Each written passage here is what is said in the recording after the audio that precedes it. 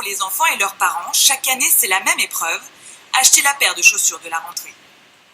Et des fois, c'est trop grand, des fois, c'est trop petit, des fois, c'est mal taillé, donc il faut en essayer plusieurs.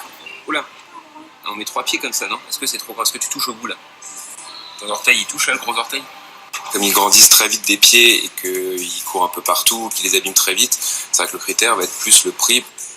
En pleine croissance, un enfant utilise en moyenne la même paire de chaussures pendant seulement 5 mois. Alors, est-il nécessaire d'investir? Comment choisir? Quel prix? Pour quelle qualité? En France, 75 millions de paires de chaussures pour enfants sont vendues chaque année. C'est un quart du marché total. Près d'une paire sur 3 est vendue dans ces supermarchés de la chaussure. 50 € s'il vous plaît. Du moyenne gamme, à 40 et 50 euros, jusqu'à des produits qui défient toute concurrence, comme ici, à moins de 10 euros. Mais qu'achète-t-on à ce prix-là? La réponse se trouve en Chine, leader mondial de la chaussure pas chère. Cette usine, située à 200 km au sud de Shanghai, a accepté de nous ouvrir ses portes. Chaque année, elle exporte en France 600 000 paires de chaussures. Pour réduire les coûts, rien n'est laissé au hasard. La majorité des modèles étant synthétiques et la production organisée à la chaîne. Découpage des pièces, couture, assemblage. J'ai construit le haut de la chaussure avec la mousse et la doublure.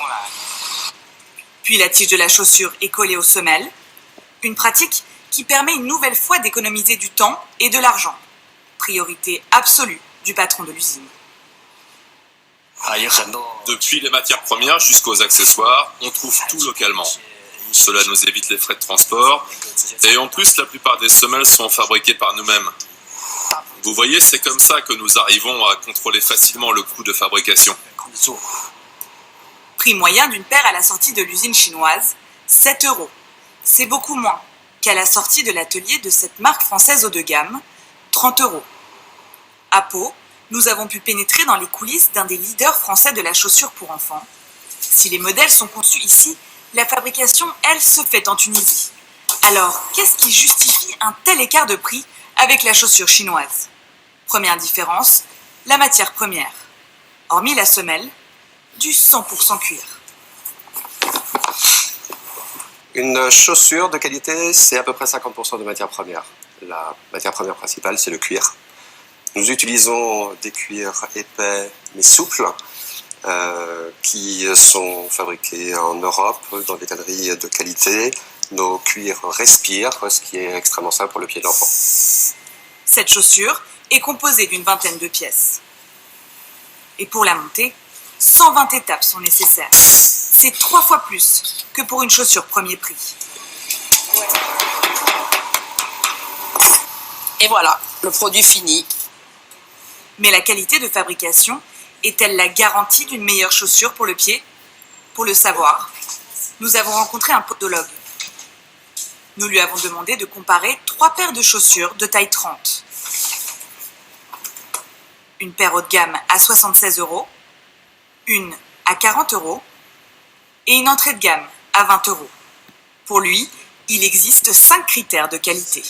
Il faut éviter qu'on puisse tordre la chaussure dans ce sens-là. Là, on peut un petit peu. Là, on peut carrément. Et là, on peut un petit peu. Mais celle-ci, elle est plus rigide des 3. Un premier bon point pour la chaussure haut de gamme. Ensuite, il faut contrôler la matière et privilégier les textiles naturels. Vérifier qu'il y a un contrefort. La chaussure doit être flexible et contrairement à une idée reçue, la semelle doit être plate. Au final, la chaussure la plus chère obtient 10 sur 10, 8 sur 10 pour le milieu de gamme et 6 sur 10 pour la bon marché. Dans notre test, la plus onéreuse est la mieux notée, mais ce n'est pas toujours le cas.